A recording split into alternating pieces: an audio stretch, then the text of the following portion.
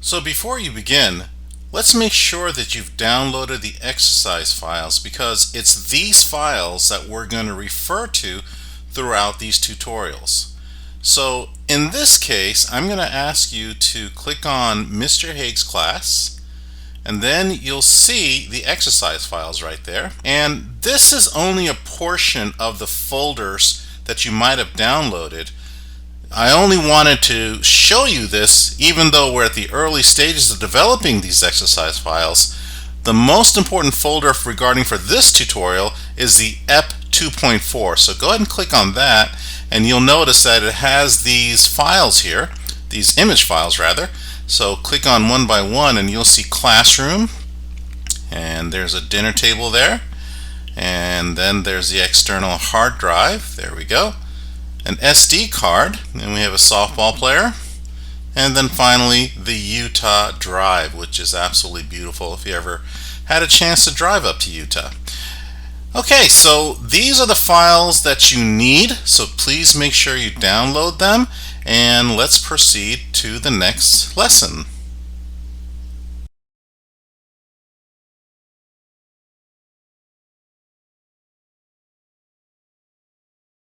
If you're already in the startup screen, well, here you are. With you being here, all you got to do at this point is simply click on the open button and it will take you to your folder system. Whether you are in Mac, you'll be opening the Finder system. Windows, you'll be opening your Explorer system, and all you got to do is click on your exercise file, and we'll go to folder EP 2.4, and let's go ahead and click on Classroom one more time. Then you're going to click on the Open button on the lower right, and it should open up. There you have it. Simple as that. And to prepare for the next lesson, let's go ahead and click on the X at the upper left tab of this image document and return back to the start screen.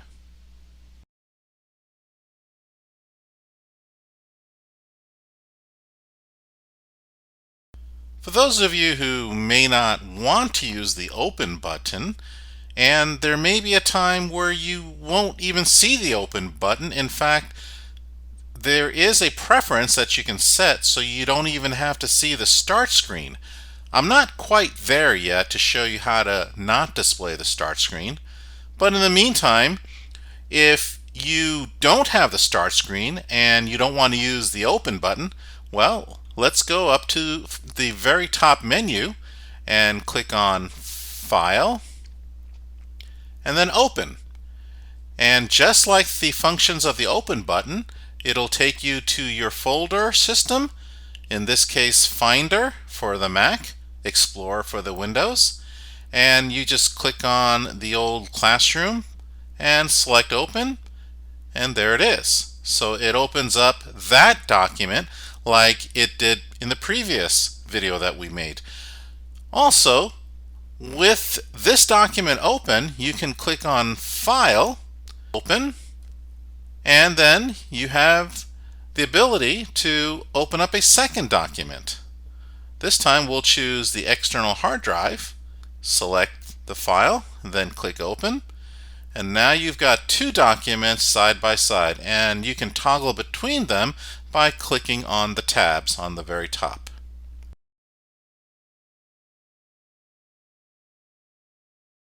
So far, I've been able to show you how to open individual image files in Photoshop by using either the Open button at the start screen or the File Open feature in the menu system.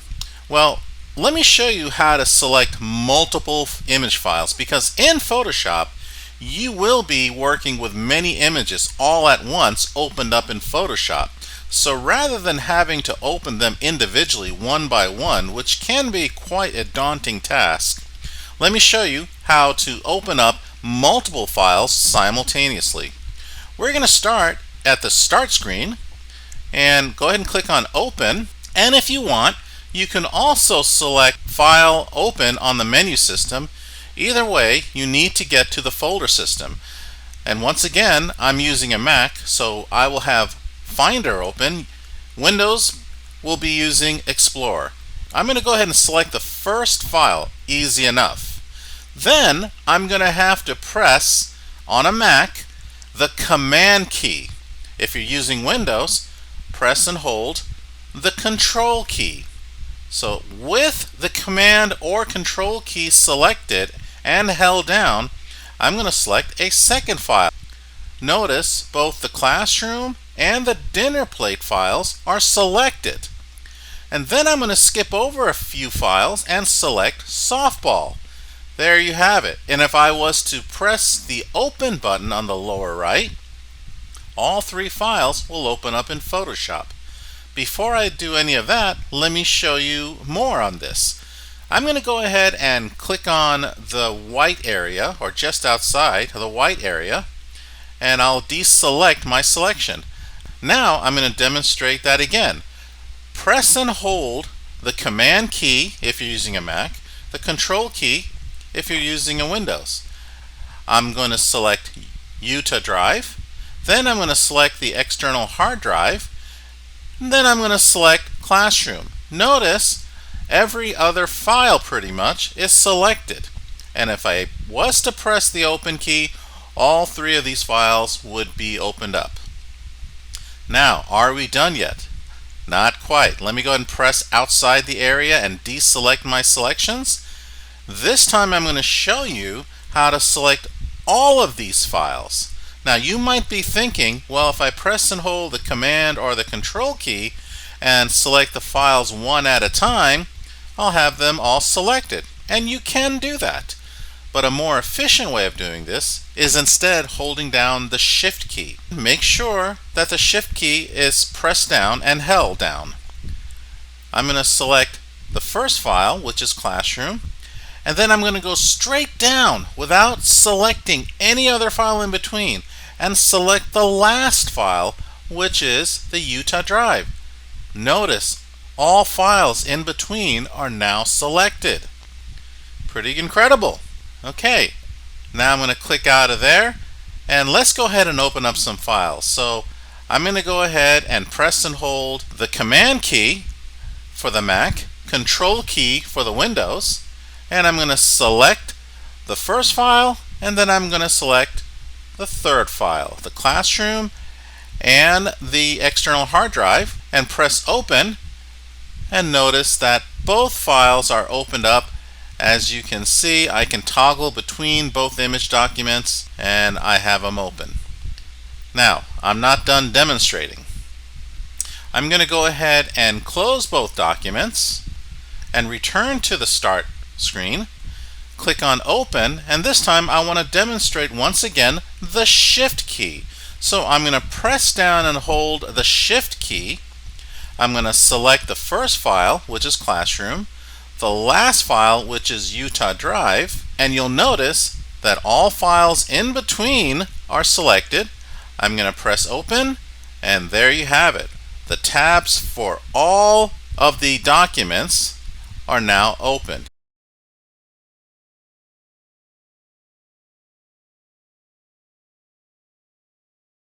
And even though we're not going to be doing any Lightroom work for this course, it's worth mentioning it because we have the Lightroom Photos link on the starter page. And I'm going to go ahead and click there, and you don't have to because most likely you probably won't have any images in here, but it's worth mentioning that Lightroom is a very valued software for photographers. And I'm just going to show you a little bit on how Lightroom and Photoshop has its relationship. I'll open up Lightroom, and as you can see on the lower left, I've got that baby number one, and I've got a young boy over there, and I've got my Utah drive. And so if I was to go to File and Export, okay, and export one photo, and I'm just going to put it in this folder called Lightroom Save Photos, and I'm just going to go ahead and press Export. I will return to Photoshop. Let me minimize this window. Go to Home, and I go back into Lightroom Photos, and I click on the refresh button. Well, there it is right there. Now I can actually select this image, and import the selected image into Photoshop, and there it is. Now I'm in Photoshop and I can make the necessary edits.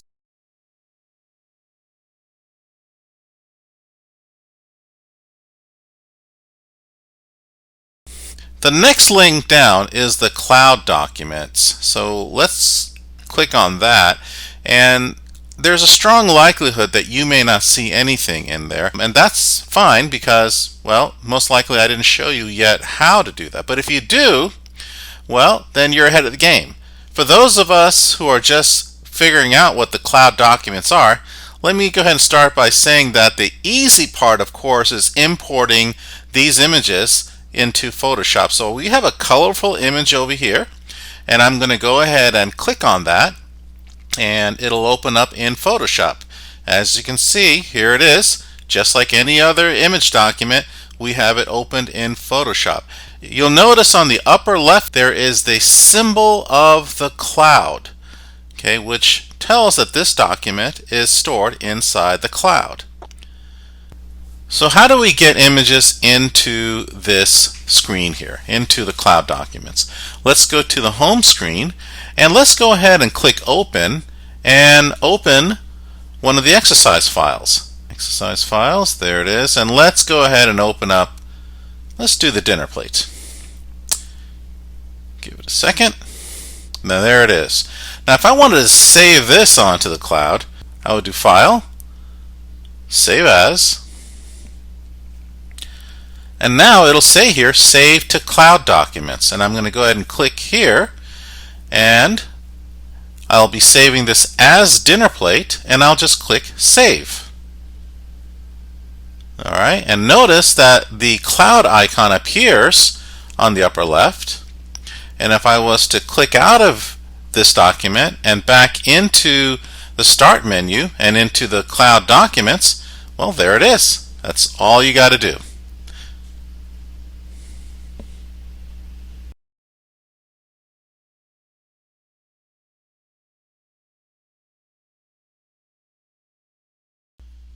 One of the easiest method of importing files is not necessarily to use the Start screen. Instead, we use the folder system. Now, for those of you using a Mac, I'll say it again, you will be using the Finder application. For those of you using Windows, you'll be using Explorer. So whichever folder system you're using, let's open it up and find our exercise files. And let's go ahead and click on the dinner plate. Now, as I highlight it, I will right click, and you'll get another menu over here, and one of the options is to open with. And when I click on open with, lo and behold, there's Adobe Photoshop, and I will click on that, and there it is. The image opens up in Photoshop, no questions asked. Let's go back and try something new. This time I may want to try multiple files, so I will go ahead and click on softball and toddler, and I will right click, open with Photoshop, and it will open up, and all three images that I've selected using the folder system is now available in Photoshop.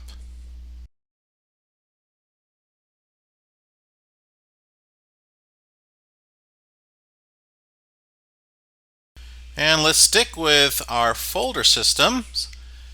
This time I'm going to show you how to drag files instead of right-clicking. So let's open up our folder system, and as you can see, the same exercise files. Let's go ahead and select Classroom and drag it into the Start screen. Let go, and there it is. Alright, let's go ahead and shut this down. And let's drag in more files. This time I'm going to select multiple files. Okay, remember, if you're using a Mac, you press and hold the Command key.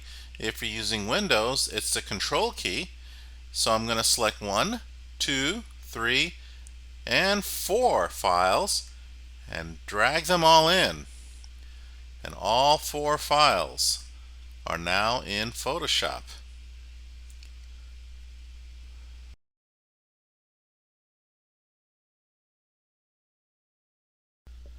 Sometimes we just don't have the images that we need before us.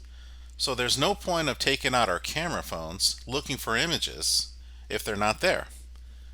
For instance, I'm looking for a keyboard with colorful keys rather than the typical black keyboard with white keys.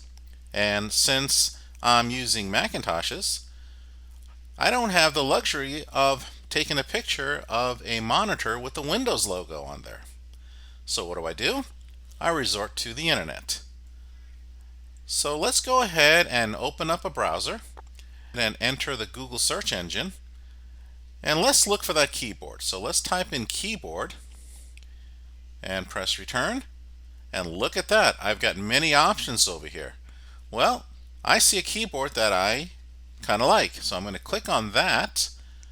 And there it is again. And I'm going to finally move my cursor over this keyboard, right click, select copy image, and then return back to Photoshop, where I'm going to press the create new button. Look at this. There is a preset icon that says clipboard, which has the dimensions of the image that I just selected.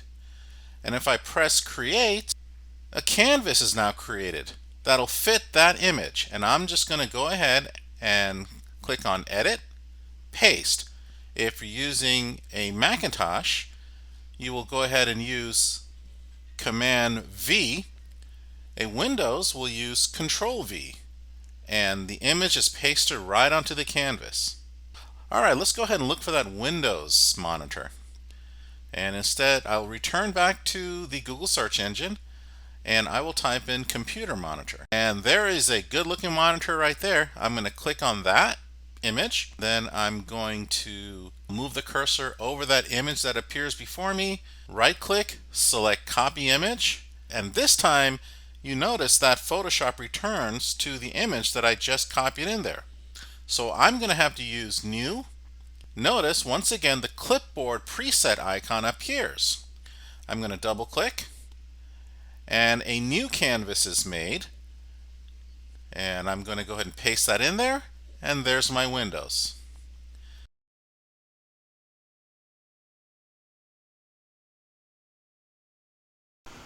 So Adobe added a new feature that allows you to import images if you're using an iPhone and an iPad. And previously, for those users, they would normally airdrop into their Macintoshes, or somehow they would upload to a cloud only to download them later. Well, they have an import system built in specifically for iPhone and iPad users. Sorry if you're using an Android, this feature was not really created for that. Hopefully one day they will invent for all phones. So what we'll do is we will go up to the File menu, and as you click down, you'll notice it'll say Import from iPhone or iPad. And then select Take Photo. And at this point, your Wi-Fi system on your phone should match that of your computer. Okay? And if it does, then you'll get this message here: take a photo with 3768. Now 3768 is the name I gave my iPhone, as tacky as it sounds, but you should be able to get a message just like this. At this point, your phone should be ready to take a picture. And here is my iPhone on the right hand side. I use an app called AirServer, and AirServer allows my phone image to appear on my computer screen. And there is my laptop, you see, there's my whole work system, and there is the plant that I have. I have no idea what kind of plant that is, but it's nice and green and lush. The wife picked it out for me. So I will go ahead and take a picture using my iPhone, and it'll appear on Photoshop. Pretty awesome.